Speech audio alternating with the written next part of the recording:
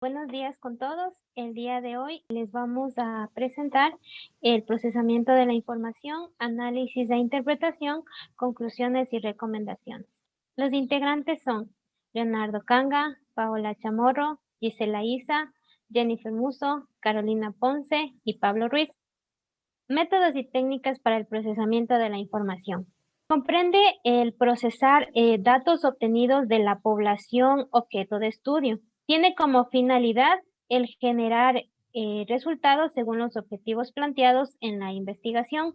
Y el procesamiento debe mencionar las herramientas estadísticas a utilizar. Hernández 2003 menciona que se debe decidir qué tipo de análisis de datos se va a llevar a cabo. Si es que es un análisis cuantitativo, se seleccionan las pruebas estadísticas apropiadas dependiendo de la hipótesis formulada y los niveles de medición de las variables. Si es un análisis cualitativo, se debe prediseñar el esquema de análisis de datos. Y si es un análisis mixto, a cada tipo de datos se le aplica el análisis correspondiente. Otro tipo de métodos utilizados para el procesamiento de datos están el método sintético, que comprende un proceso que relaciona hechos o elementos aparentemente dispersos y formula una teoría que unifica dichos elementos. Aquí el investigador sintetiza las superaciones en la imaginación para establecer una explicación tentativa que va a someter a prueba. En el método analítico se extrae las partes de un todo, es decir, los elementos que son partes de un fenómeno, y se los examina por separado ordenadamente. Aquí el análisis de un objeto se va a realizar a partir de la relación que existe entre los elementos y la síntesis se va a producir sobre la base de resultados previos del análisis. Método inductivo. Decimos que el método inductivo analiza los elementos del todo para llegar a un concepto o ley. También nos dice que este sigue un proceso analítico sintético. También para una mejor estructuración, como es la observación, la experimentación, la comparación, la abstracción y la generalización. El método deductivo nos dice que este es lo contrario al método inductivo. Este deductivo nos dice que analiza el concepto para llegar a los elementos de las partes del todo. Este, al contrario del inductivo, sigue un proceso sintético analítico, los cuales los pasos para mejorar la estructuración son la aplicación, la comprensión y la demostración. El método comparativo. Nos dice que el método comparativo consiste en la contrastación entre principales elementos. También nos dice que es popular en la evolución de un campo de investigación. Asimismo, nos dice que es un método eficaz que explica o utiliza conocimiento táctico o actitudes tácticas. La codificación de respuestas es el proceso de convertir datos en códigos, generalmente números y letras, para poder utilizar alguna fórmula estadística o matemática.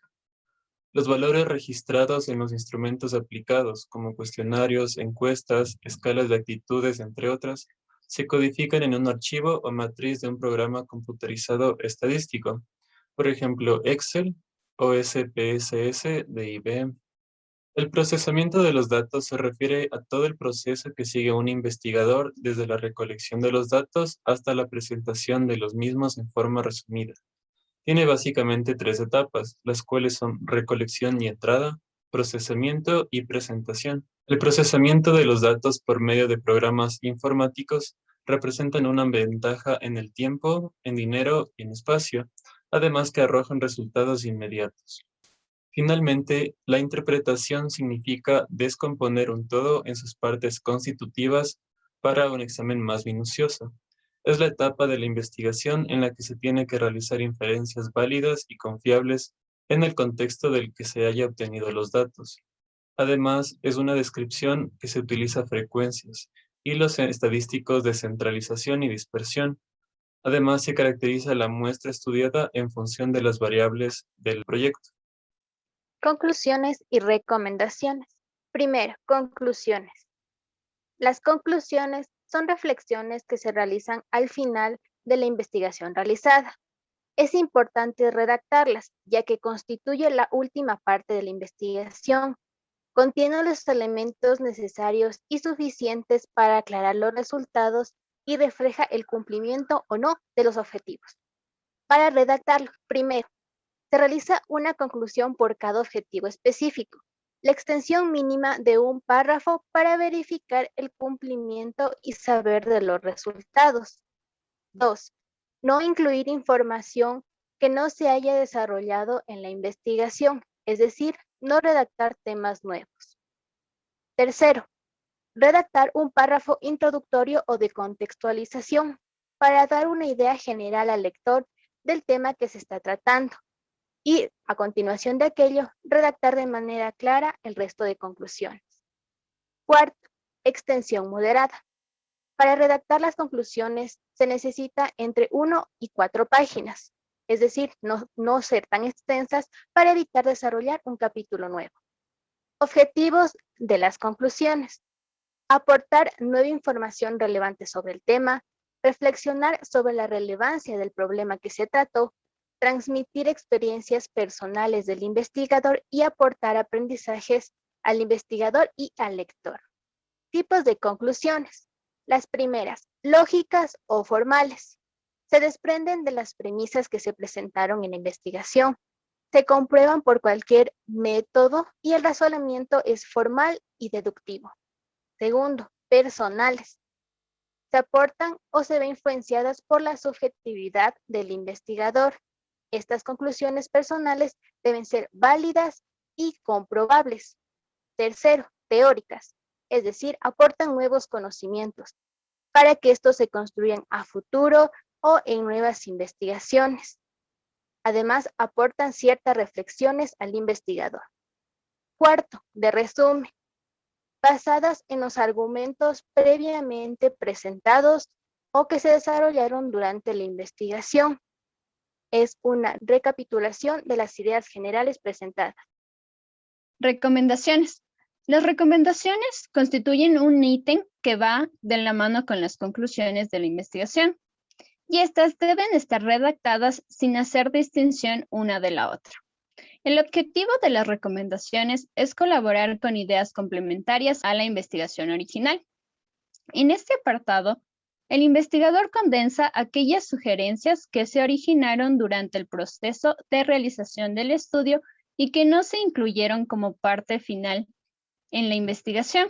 En este punto, las recomendaciones deben tener un punto de interés y deben contener validez académica.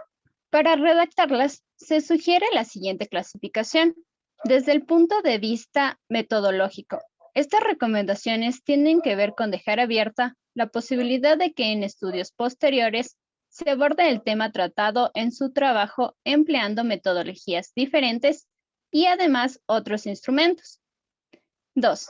Las recomendaciones desde el punto de vista académico. En estas se deben dejar una invitación a la universidad, facultad, compañeros, para que sigan investigando sobre el tema tratado. Además, se debe de establecer cuál es la importancia del tema. Tercero, las recomendaciones prácticas. En esta parte es importante siempre incluir en las recomendaciones una o varias propuestas enfocadas en el objeto o sujeto de estudio, para así corregir algunos aspectos o incluir nuevos elementos de interés para la solución a la problemática abordada.